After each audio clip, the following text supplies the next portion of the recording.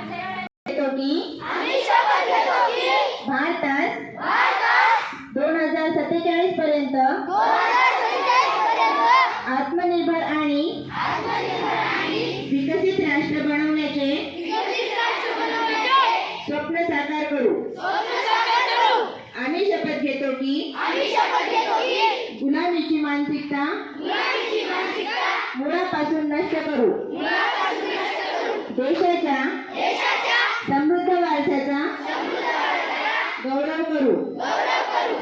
भारताची एकात्मता बलशाली करू आणि देशाचे संरक्षण करणाऱ्यांप्रती सन्मान बाळगू। देशाचे नागरिक म्हणून सर्व कर्तव्याचे पालन करू।